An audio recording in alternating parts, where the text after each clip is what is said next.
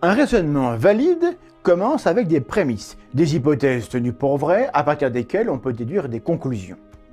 Donc la conclusion arrive à la fin, c'est important. Le français, tout simplement, c'est ce que parlent les Français. Un raisonnement circulaire consiste à placer au départ la conclusion à laquelle on veut arriver. Le français, tout simplement, c'est ce que parlent les Français. La démonstration devient évidemment irréfutable car elle ne propose aucun lien logique qu'on puisse remettre en question. Le français, tout simplement, c'est ce que parlent les Français.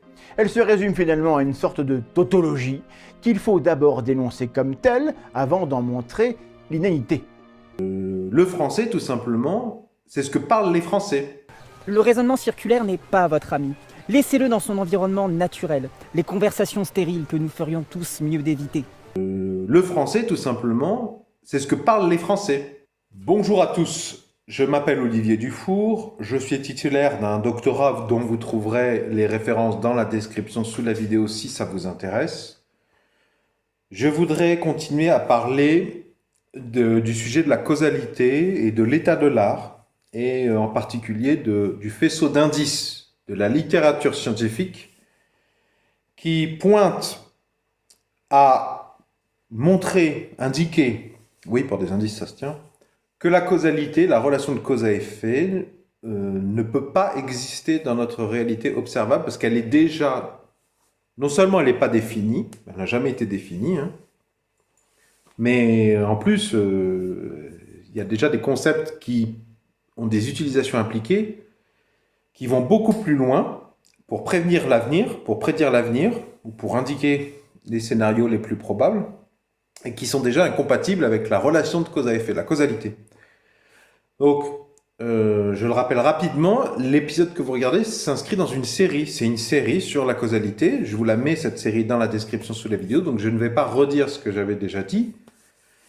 Il y a des gros indices très connus qui montrent que la causalité ne peut pas exister. Hein. Et aujourd'hui, je voudrais en parler d'un autre. Donc la miniature, je pense que ça va être une opposition entre Romain Filstroff, aka monté de la chaîne Linguisticae, linguiste. Hein. Enfin, il n'est pas linguiste, il a une formation orientée et une expérience en linguistique assez poussée. Et je vais opposer à Thomas Durand. Je vous renvoie, je vous invite à aller voir les épisodes précédents sur le Thomas Durand parce qu'il y a une continuité. Et ce que je m'apprête à vous dire s'inscrit justement dans mon incompréhension vis-à-vis du comportement de Thomas Durand à persister dans son erreur. Donc, en prérequis dans cette vidéo, il vous faudra connaître déjà le contenu, parfois même le contenu le plus abouti de Romain Filstroff, qui donc ça sera les VOD assez longues, assez fouillis. Mais si vous ne connaissez que la chaîne Linguisticae, ça ira, notamment les épisodes sur le Figaro, l'Académie française.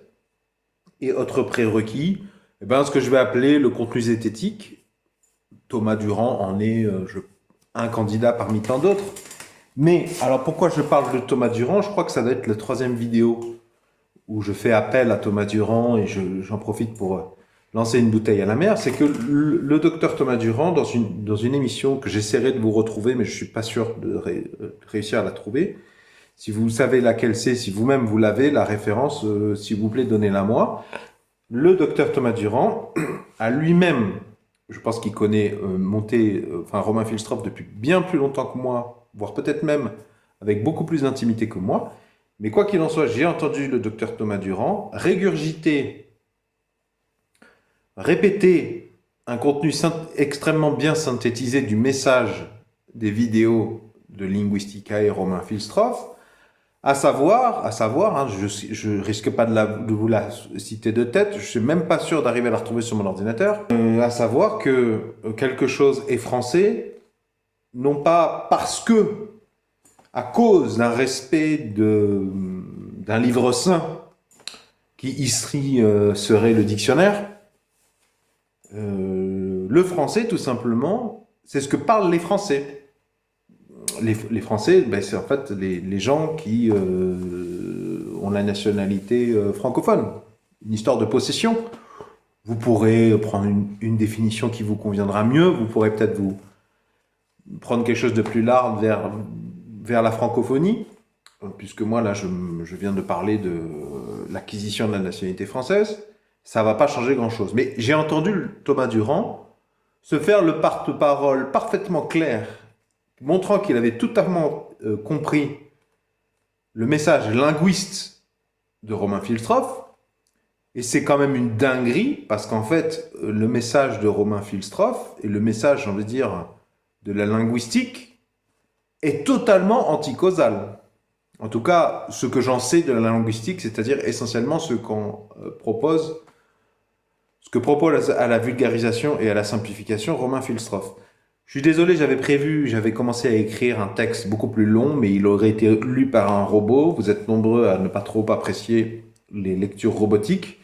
C'est vrai que le contexte spontané a beaucoup d'avantages, mais de toute façon, je ne suis pas arrivé à sortir cette vidéo. Ça fait un moment que je l'ai en tête, ce que je suis en train d'essayer de dire. La linguistique est une science. La linguistique s'oppose totalement, enfin pas la linguistique, ce que j'en sais par Romain Filstroff. Si vous appréciez le contenu de Romain Filstroff, ça revient à dire que vous êtes totalement anticausal. Hein. Puisque précisément, Romain Filstroff, donc je vais répéter ce message, le français, c'est ce que parlent les Français. Si vous croyez dans la relation de cause à effet, cette simple phrase, les Français, c'est ce que parlent les Français, doit vous poser des gros problèmes. Vous devriez dire « c'est un raisonnement circulaire, c'est une tautologie », montrant bien une incompatibilité entre les deux visions. Si vous appréciez le contenu de Romain Filstroff, je pense que c'est en lien avec ce rappel, ce sifflement, ce coup de sifflet qu'il a fait retentir à plusieurs reprises, notamment en l'adressant comme une critique, comme un debunk du Figaro ou de l'Académie française. C'est faux de dire « ceci est français parce que » l'Académie française a dit que, parce que Tartampion a dit que, même Romain Filstroff, qui en est rendu à demander aux éditeurs de bien vouloir respecter les réformes de l'éducation nationale, l'anarchiste, parce qu'on n'en est même pas là en France, on n'applique même pas les réformes avant les années 2000, 2025, dans le monde de l'édition. Mais même ça, appeler à ce que soit mise en application des réformes, c'est une vision déjà moins causale que oui, mais c'est parce que c'est français, parce qu'on fait comme ça, parce que l'Académie française a dit que, parce que les immortels ont dit que, parce que Tartampion a dit que. Ben, vous remarquerez que cette justification utilise parce que la causalité, le modèle de la cause à effet. L'Académie française dit qu'il faut écrire comme ça, conséquence. En français, ça s'écrit comme ça. C'est un modèle totalement causal qui joue sur une confusion, puisque la relation de cause à effet n'étant pas scientifiquement compatible, n'étant pas compatible avec les concepts scientifiques et qui ont bien plus d'applications et qui ont été décrits, par exemple les analyses de corrélation, par exemple la gaussienne, par exemple les linguistiques. Non, j'ai perdu ce que j'étais en train de dire. Donc je vous disais, quand l'Académie française ou quelqu'un vous dit « Ah non, c'est pas français parce que… » Bon, en vrai, parce que tu l'as pas appris comme ça. Il y a un effet Madeleine de Proust, il y a un côté autoritaire, il y a un côté répétition sociale. Le masculin l'emporte sur le féminin. Pourquoi? Mais parce que c'est comme ça. Oui, c'est un modèle causal, parce que… Là, je vous ai donné même un exemple paroxystique dans lequel il n'y a même pas la cause. Parce que c'est comme ça, voilà. Il n'y a même pas la cause ou l'effet, si vous voulez. Il y a juste la moitié du schéma A cause B. Et donc, j'en reviens à ce que je voulais dire. Marc Bloch, j'ai déjà parlé dans des épisodes précédents de Marc Bloch. Donc là, je convoque une figure historique. C'est pas tellement la figure historique que je cherche à convoquer. C'est une nouvelle discipline assez proche de la discipline scientifique qu'on appelle la linguistique. Je convoque l'histoire. Alors peut-être que vous préférez comme moi parler des sciences historiques, peu importe. Mais effectivement, Marc Bloch disait, il ne faut pas confondre les causes et les motifs. Et en fait, quand quelqu'un vous dit du Figaro, quelqu'un de l'Académie française, quelqu'un du gouvernement quelqu'un du monde de l'édition, ou votre professeur de français, ou votre professeur de soutien scolaire, ou votre professeur de l'éducation nationale vous dit ça c'est correct parce que c'est marqué comme ça dans le dictionnaire, parce que c'est marqué dans l'ANABAC, il faut faire comme ça, te pose pas de questions, me fais pas chier, sinon t'as pas les points.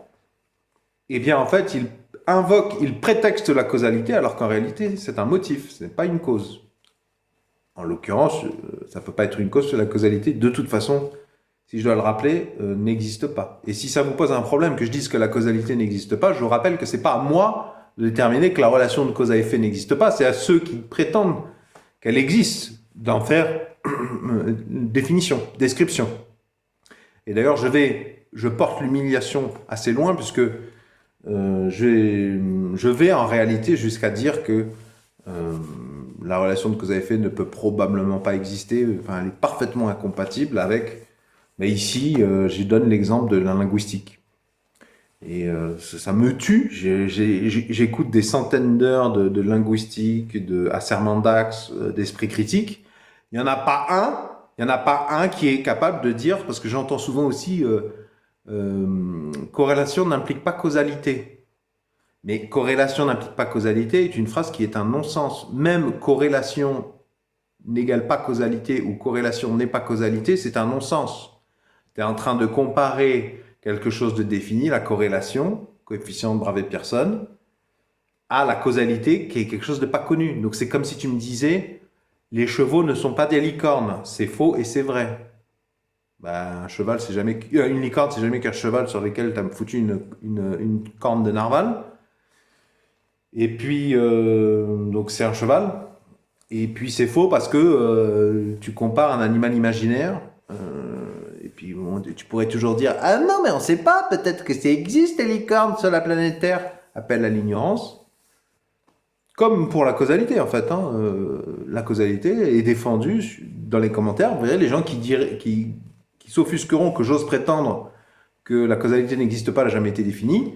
Ils vont avoir recours à l'appel à l'ignorance. Parce qu'effectivement, dans la littérature scientifique, le dernier qui a essayé de définir la causalité, c'était en 75, je crois, Richard Austin Bradford Hill, un truc comme ça.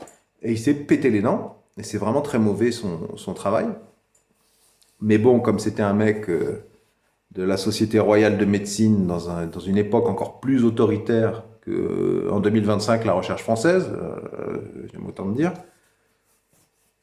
Je rappelle qu'en 2025, en France, il y a quand même des gens qui continuent à vouloir laver les raisonnements de Lamarck contre Darwin. Hein. On en est là. Hein. Donc, pour celles et ceux qui regardent ce genre de vidéos, parce que je sais qu'il y en a certains d'entre vous, vous êtes quand même très très déterminés puisque vous regardez ces vidéos. Si vous appréciez probablement, vous connaissez déjà Romain Filstroff, son travail, mais son travail est extrêmement anticausal.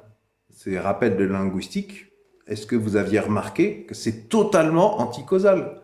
Le français, c'est ce que parlent les Français. Le dictionnaire, ce n'est pas lui qui nous dit ce qui est vrai. Il ne faut pas l'utiliser pour dire qu'est-ce qui est vrai, qu'est-ce qui est bon. La vie, c'est pas le Scrabble. Hein. Et même au Scrabble, c'est une convention, le dictionnaire. On va voir le dictionnaire, et puis bon, en fait, ça suffit pas parce qu'il faut dire quel dictionnaire, parce que si tu dis aux joueurs de Scrabble, allez voir dans le dictionnaire, oui, mais chacun va se radiner avec son dictionnaire, et les dictionnaires sont pas identiques les uns avec les autres. Hein. C'est quand même un message retentissant chez Linguisticae, Monté et Romain Filstroff, se rappelle que un dictionnaire, c'est une photographie incomplète, un cliché très incomplet, partial et subjectif, c'est pas du tout un texte sain qu'on est censé pouvoir utiliser avec une implication logique pour enlever ou retirer des points, pour dire ça c'est français, ça c'est pas français. Pour des linguistes, c'est complètement débile, mais n'empêche que c'est extrêmement anticausal. Et la linguistique, c'est aussi une science. Hein. C'est bien de l'observation du réel, dégagement interprétatif, des conclusions. Et donc, si vous continuez à croire dans la relation de cause à effet, je vous en veux pas, parce que moi-même, j'ai fait un doctorat, je voulais préciser en début de vidéo que j'ai fait un doctorat. Hein. Je me permets de rappeler, personne n'est docteur, personne n'est médecin. Vous avez peut-être un doctorat.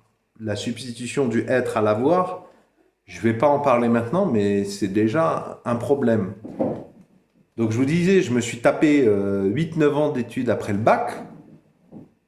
Qu'est-ce qu'il faut faire? Est-ce qu'il faut sucer Barreau ou est-ce qu'il faut sucer Klein pour avoir accès à un manuscrit dans lequel la causalité est définie? Je sais pas, j'ai fait ni l'un ni l'autre. Par contre, je me suis tapé un doctorat. J'ai eu la chance de fréquenter des spécialistes top 1, top 2, top 3 mondial.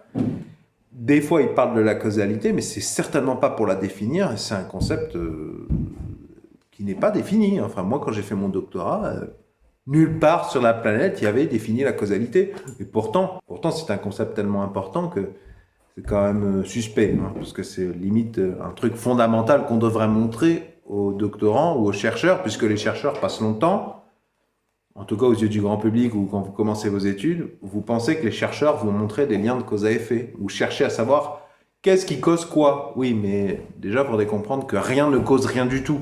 En fait, les probabilités de certains événements ont beaucoup, peu, on ne sait pas trop, pas du tout d'influence sur les probabilités d'autres événements. C'est déjà pas pareil. Hein, c'est déjà pas pareil. Voilà.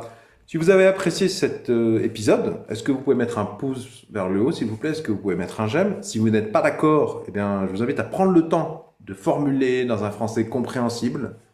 Mettez des majuscules, mettez des points, s'il vous plaît, parce que déjà, c'est pas facile de lire des commentaires, même quand ils sont bien écrits, mais alors quand c'est n'importe quoi. De toute façon, moi, je supprime ou je bannis très facilement. Donc, n'hésitez pas à exprimer votre soutien ou votre critique ou les deux, c'est pas incompatible, mais de manière argumentée et polie, parce que ma politique, c'est tolérance zéro. J'applique ça dans la vie réelle, je vois pas pourquoi je l'appliquerai pas dans les commentaires YouTube. Si vous voulez approfondir, si vous voulez savoir quels sont les autres indices costauds dans la littérature scientifique, dans ce qu'on appelle l'état de l'art, qui sont incompatibles avec la relation de cause à effet, ben je vous invite à aller prendre connaissance des autres épisodes de cette série. Je vous ai mis cette série dans la description sous la vidéo. Donc si vous cliquez sur le rectangle qui va s'afficher, ça vous y téléportera directement sur cette série. Et si vous cliquez sur le rond, je vous y invite, ça vous abonne gratuitement à la présente chaîne YouTube si vous aimez discuter de manière approfondie de sujets un peu pointus, un peu exigeants.